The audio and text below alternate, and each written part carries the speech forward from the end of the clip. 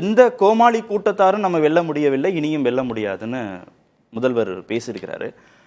அப்படியாக கருதுகிறார் அவர்? எதிர்க்கட்சிகள் அவ்வளவு பலவீனமாக இருக்கிறாங்க அப்படின்னு அவர் கருதுகிறார்? அவங்களுக்குன்னு கொள்கை கோட்பாடுகள் எதுவுமே இல்லாமையா கட்சிகளாகவும் கூட்டணிகளாகவும் செயல்படுறாங்கன்னு முதல்வர் நினைக்கிறாரு? அதுக்கு நான் பதில் சொல்றேன். முன்பாக நண்பர் அக்னி ஒரு வார்த்தையில் மட்டும் சொன்னார்னா நிறைய வரிகளை ஏற்றிட்டாங்கன்னு சொன்னார். ஏதாவது ஒரு 2 வரியை சொன்னார்னா நல்லாயிருக்கும். எந்த வரியை ஏற்றிட்டாங்கன்னு? நிறைய வரிகளை ஏற்றிட்டாங்கன்னு நீங்கள் எந்த வரிகளை ஏற்றிருக்காங்க சார்? அப்ப சார் சொத்து வரியெல்லாம் கட்டுறதில்ல போல. 150% சொத்து உடனே அதுக்கு அதிமுக கொண்டு வருவாரு. அதிமுக தான் இவர் நெறியாளரா மாறிடுறாரு. இல்ல சார், கேள்வி கேட்டா பதில் சொல்றது நெறியாளர். அதுக்கு தானே என் தரப்பு பதில சொல்றதுக்கு நான் கேட்கிறேன். நான் நெறியாளர் இல்ல, நெறியாளர் கார்த்திகேயன் தான். அவர் தான் பாத்துக்கிறாரு. இந்த சொத்து வரி உயர்வை இவங்க திருப்பி திருப்பி சொல்றாங்க. புதிய தலைமுறை பல உண்மைகளை உலகிற்கு உறக்க சொன்ன ஊடகம் இந்த உண்மையை இன்னைக்கு நான் பதிவு பண்ண நினைக்கிறேன். சொத்து வரி உயர்வுக்கு காரணமே அஇஅதிமுக. நாடாளுமன்றத்தில் செப்டம்பர் 22, 2020 ஒரு கேள்வி கேட்கப்படுகிறது. யார் பதில் சொல்றாங்கன்னா, the ministry of state independent charge of the ministry of housing and urban affairs Shri Hardeep Singh Puri ஒரு டீம் அமைக்கிறாங்க. ரிஃபார்ம் கமிட்டி ஒன்று அமைக்கிறாங்க சார். அந்த ரிஃபார்ம் கமிட்டியில் 5 ஸ்டேட்டை சேர்ந்த அமைச்சர்கள் மட்டும் பங்கெடுக்கிறாங்க. அந்த 5 ஸ்டேட்ல ஒன்று தமிழ்நாடு. கலந்து கொண்டவர் திரு வேலுமணி அவர்கள். என்ன சொல்லியிருக்காங்க தெரியுமா? கேள்வி கேட்டிருக்காங்க, அதுக்கு பதில் சொல்லியிருக்காங்க. நான் விரிவா பதில வாசிக்க வரும்போது என்கிட்ட இருக்குது, நான் சொல்லிடுறேன். 15th ஃபினான்ஸ் கமிஷனுடைய report 2020-21 has recommended that for urban local bodies to qualify for finance commission grants from 2021-2022 onwards, state will have to notify floor rates for property tax and thereafter show consistent improvement in collection in tandem with the growth rate of state's own gross state domestic product. நீங்க கட்டாயம் உயர்த்தியே ஆக வேண்டும். உயர்த்தினா மட்டும்தான் 15வது நிதிக்குழு பரிந்துரையின்படி உங்களுக்கு தர வேண்டிய grants, ஏன்னா ஒன்றிய அரசிடமிருந்து வர வேண்டிய மானியங்களை நாங்கள் தருவோம்னு சொல்லி இதை தரல, இதை நீங்க செய்யலைன்னா நாங்கள் நிப்பாட்டிடுவோம் இருக்காங்க.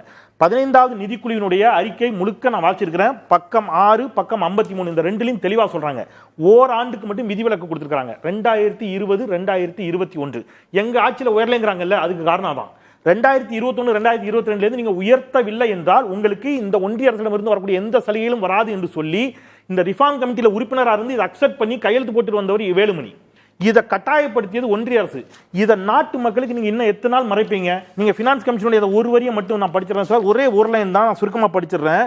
Local bodies are united. The remaining 50% would be tied as grants for sanitation and water supply, which are identified national priorities. For rural local bodies, no conditions have been prescribed for getting the grants in 2020-2021. 2021 கிடையாது.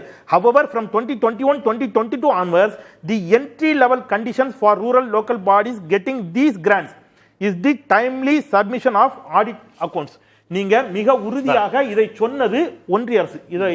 இதனால தான் இப்போ முதலமைச்சர் என்ன சொல்றாரு, கோமாளிகள் ஒரு வார்த்தை பயன்படுத்தினார். அவர் குறிப்பிட்டு யாரையும் பயன்படுத்தல. இவ்வளவு கோமாளித்தனத்தை பண்ணவங்க யாருன்னு நாட்டு மக்களுக்கு விட்டுரும். நானும் யாரையும் குறிப்பிட்டு சொல்லல. அங்க போய் கையெழுத்து போட வேண்டியது, சிஏஏவை ஆதரிச்சு வாக்களிக்க வேண்டியது, அடுத்தது இங்க நாங்கள் ஆட்சிக்கு வந்தா சிஏஏவை ரத்து பண்ணுவோங்க வேண்டியது. எனக்கு என்ன லாஜிக்னே புரியல. நீங்க தேர்தல் அறிக்கையில சொன்னீங்களா இல்லையா? நீங்க அங்க போய் ஆதரிச்சீங்களா இல்லையா? இல்ல 26 சட்டமன்ற தேர்தல் திமுக அரசு என்ன பண்ணுச்சு, என்ன பண்ணல, சொன்னது என்ன, செஞ்சது என்ன, செய்யாதது என்னன்னு தானே பார்ப்பாங்க. எப்ப பார்த்தாலும் பாஜக எதிர்ப்பு அது வந்தா சாதி கலவரம் மத கலவரம்லாம் வந்துருன்னு பயமுறுத்துறது ஒண்ணு எங்களை பலவீனப்படுத்தாதுன்னு அவர் என்ன நீங்க சொன்னீங்களே குறிப்பிட்டீங்க. அந்த 27 தீர்மானங்களை பெருவாரியாக பாஜக, இந்த தீர்மானங்களை ஏதாவது ஒண்ணுல அதிமுக முரண்படுமா? முதல்ல அதிமுக இது அத்தனை ஏத்துக்குது. நீங்க அதான் பியூட்டி. அதிமுக தமிழ்நாட்டிற்கு தர வேண்டிய நிதியை தர மறுக்கும் ஒன்றிய அரசுக்கு கண்டனம். அதிமுக அதை ஏற்க மறுக்குதா?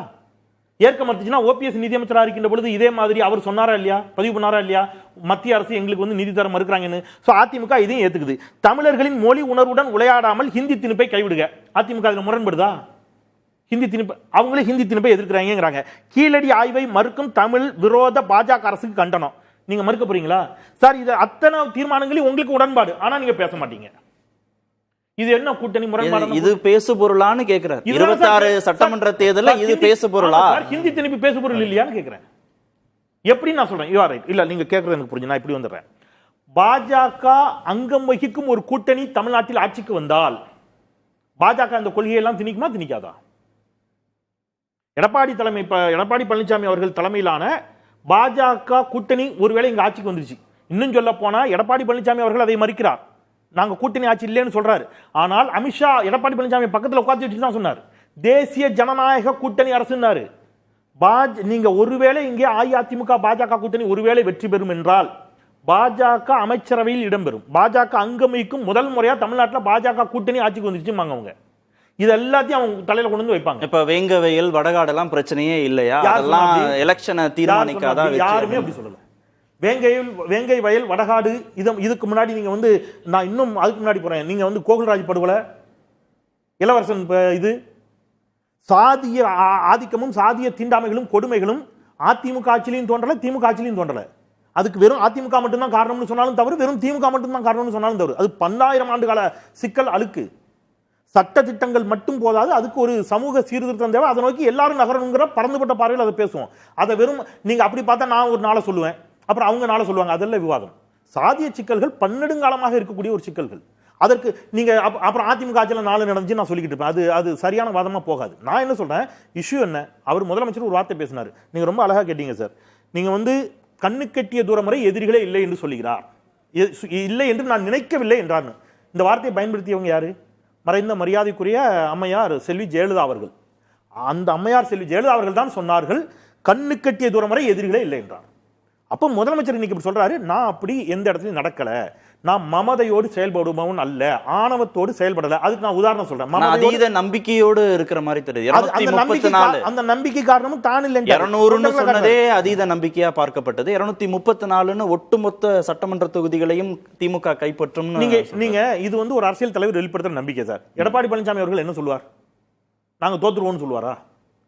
நாங்க தான் பெருவாரியான இடங்களில் வெற்றி பெற்று ஆட்சி அப்படி போம்பாரு. அவர் ஒருவேளை ஒரு 189 சொல்லலாம், அல்லது 190 சொல்லலாம், 200 சொல்லாம. பட் அவரும் அப்படித்தான் சொல்லுவாரு. சார் விஜய் என்ன சொல்றாரு? நாங்க தான் ஆட்சி பிடிக்கிறோங்கிறாரு. சோ முதலமைச்சருக்கு அந்த நம்பிக்கை இருக்கிறதுல பிரச்சனை இல்லை. ஆனா இங்க இஷ்யூ என்ன அப்படின்னு கேட்டீங்கன்னா, அவர் அந்த மக்கள் மீது இருக்கக்கூடிய நம்பிக்கையில சொல்றாரு. அவர் ஆணவம் இல்ல மமதை இல்லைன்னு சொல்றதுக்கு நான் 2 உதாரணங்கள் மட்டும் சொல்லிடுறேன் சார். இவங்க கூட்டணியில தேமுதிக இருக்குது, இருந்துச்சு, இன்னைக்கு இருக்குதான்னு தெரியல. சகோதரி பிரேமலதா விஜயகாந்த் கொஸ்டின் பண்ணிட்டாங்க. இபிஎஸ் பொறுத்த வரைக்கும் இருக்கு, பிரேமலதா பொறுத்தவரை சந்தேகம். ஜனவரியில் அறிவிப்பு பண்ணிட்டாங்க. இவங்க கூட்டணியில இருந்த தேமுதிகவிற்கு பிரேமலதா விஜயகாந்த் சொல்றது, கையெழுத்து போட்டாங்க, எழுதி அக்ரிமெண்ட் தந்தாங்க, எங்களுக்கு ஒரு ராஜ்யசபா சீட்டுன்னு. ஆனா இன்னைக்கு கைவிரித்து விட்டார்கள், ஏமாற்றி விட்டார்கள், துரோகம் செய்து விட்டார்கள். ஆனா இவங்க கூட்டணியில இல்லாவிட்டாலும் இன்றைக்கு திமுக பொதுக்குழு கூட்டத்தில் மறைந்த மரியாதைக்குரிய கேப்டன் விஜயகாந்த் அவர்களுக்கு இரங்கல் தீர்மானம் போடப்படுகிறது. திரும்ப ஜெயலலிதா மறைவுக்கும் அவங்க பண்ணாங்க. எஸ். அப்போ இது நடக்குது இல்ல. அப்போ இதுதான் அந்த மமதையற்ற ஆணவமற்ற எல்லோரையும் அன்போடு ஏற்றுக்கொண்டு எல்லோரும் நட்போடு பயணிக்கக்கூடிய ஒரு தன்மையோடு தமிழ்நாடு முதலமைச்சர் இருக்கிறார் என்பதற்கு இவையெல்லாம் ஒரு சான்று. பேசும்.